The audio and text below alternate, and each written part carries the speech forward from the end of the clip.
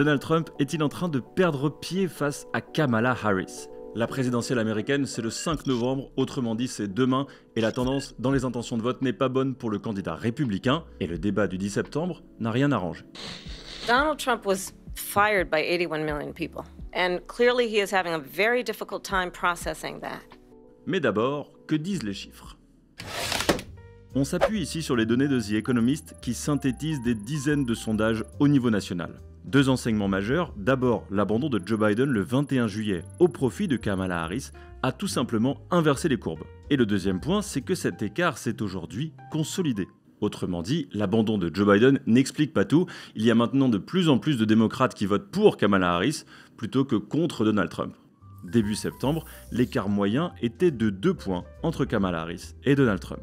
Alors la présidentielle est-elle déjà jouée? Non bien sûr, mais voilà les raisons d'espérer une victoire pour Kamala Harris. D'abord, le niveau d'enthousiasme des démocrates est au plus haut.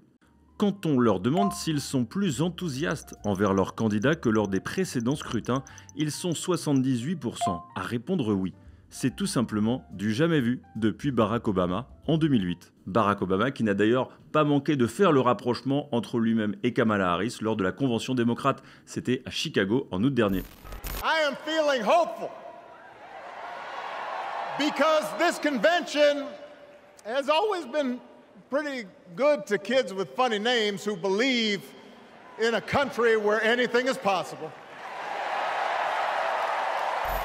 Et ce niveau d'enthousiasme est quand même 14 points plus élevé que celui des républicains, dont la ferveur à voter pour Donald Trump est donc à relativiser. Le deuxième point, c'est que Kamala Harris revendique maintenant le soutien et le vote de nombreux élus républicains.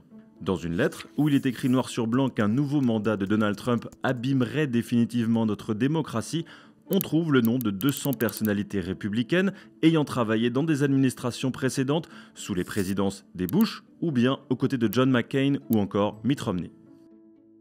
Et le dernier poids lourd à avoir donné son soutien à Kamala Harris, c'est Dick Cheney, l'ancien vice-président républicain, qui était connu pour être l'architecte de la guerre en Irak.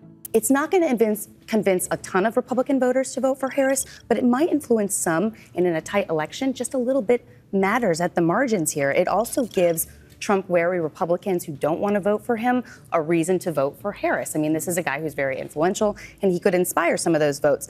Le troisième point, c'est que Kamala Harris a plutôt réussi son débat face à Donald Trump. Elle n'est en tout cas pas tombée dans le piège que certains démocrates redoutaient. Et au contraire, elle s'est même montrée offensive en reprenant ses anciens réflexes de procureur général. And it is absolutely well known that these dictators and autocrats are rooting for you to be president again because they're so clear. They can manipulate you with flattery and favors. Mais, il y a au moins autant de raisons de se méfier pour celle qui veut devenir la première femme à présider les États-Unis.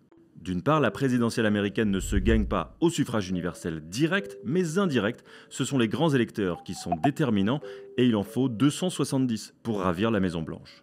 Ce qu'il y a de particulier aux États-Unis, c'est que dans la grande majorité des 50 États, on sait déjà qui va l'emporter, ou qui va très probablement l'emporter, et que tout se jouera donc dans une poignée d'autres où le score est incertain. Et dans ces États qu'on appelle les swing states, Kamala Harris et Donald Trump sont au coude à coude, les marges d'erreur sont trop faibles pour savoir qui va l'emporter le 5 novembre. Et puis, si vous voulez un exemple comme ça au hasard d'un candidat qui a remporté l'élection alors qu'il a perdu le suffrage universel direct, Donald Trump en 2016. Avec 304 grands électeurs contre 227, malgré un retard de voix au niveau national de plus de 2,8 millions de voix. Donc cette présidentielle est loin d'être actée et elle se vit tous les jours sur notre chaîne, sur notre site, en podcast et en kiosque.